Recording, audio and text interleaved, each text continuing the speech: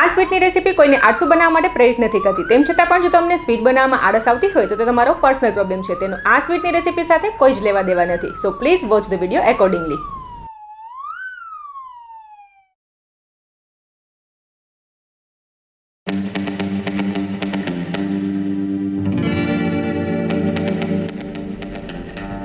Hello friends, welcome to our channel फुर्सत में कुछ पल जिंदगी के. फ्रेंड्स, रक्षाबंधनનો તહેવાર આવે છે એટલે ઓબ્વિયસ છે ભાઈને ઘરે બનાવેલી સ્વીટ ખવડાવવાનું મન થાય.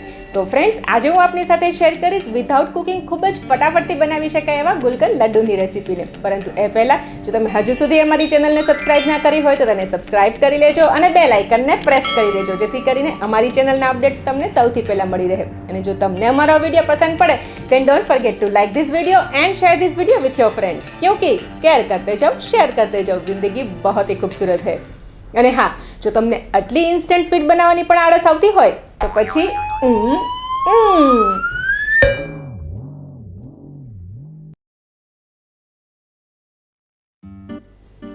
ગુલકંદ લડ્ડુ બનાવવા માટે ફર્સ્ટ ઓફ ઓલ એક મિક્સિંગ બાઉલમાં આપણે 1/4 કપ કન્ડેન્સ મિલ્ક લઈ લેશું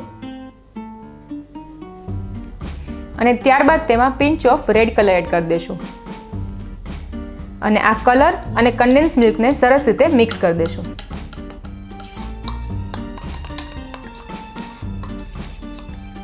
ત્યારબાદ આપણે તેમાં 1 કપ ટોપરાનું ઝીણું ખમણ એડ કરી દઈશું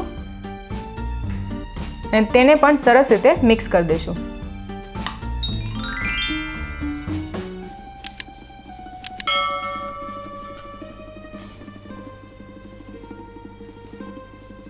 આપ જોઈ શકો છો લડ્ડુ માટેનું સરસ બાઇન્ડિંગ આવી ગયું છે. અને ફ્રેન્ડ્સ, ઇન કેસ જો તમારે આટલું બાઇન્ડિંગ ન આવે તો તમે તેમાં થોડું વધારે કન્ડેન્સ મિલ્ક પણ એડ કરી શકો છો. તો લડ્ડુ માટેનું મિક્સચર તૈયાર છે. આપણે તેમાંથી લડ્ડુ રોલ કરી લઈએ, જેના માટે ઘીથી આપણે હાથને ગ્રીસ કરી લઈશું અને ત્યારબાદ થોડું મિક્સચર લઈ આ રીતે રોલ કરી તેને ફ્લેટ કરી દઈશું.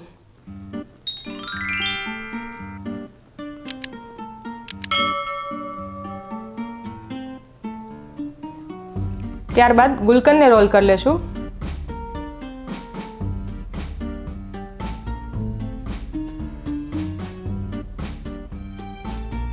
અને તેને આ રીતે વચ્ચે રાખી અને પેક કરી દેશું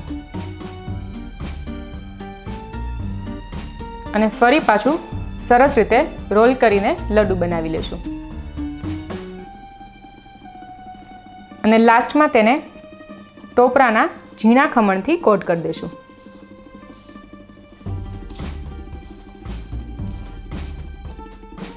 અને આ રીતે આપણે બીજા બધા લડ્ડુ પણ પ્રિપેર કરી લેશું. તો ફ્રેન્ડ્સ, તૈયાર છે ગુલકંદ લડ્ડુ. તો આ વિધાઉટ કુકિંગ લડ્ડુને તમે પણ જરૂરથી ટ્રાય કરજો અને તમારા રિવ્યૂઝને અમારી સાથે કમેન્ટ બોક્સમાં જરૂરથી શેર કરજો. હું મયુરી સોઢા અહીં સાઇન ઓફ કરીશ. ફરી આપને મળીશ એક નવા એપિસોડમાં એક નવી વાનગી સાથે. टिल देन केयर करते जाओ, शेयर करते जाओ, क्योंकि ज़िंदगी खूबसूरत है.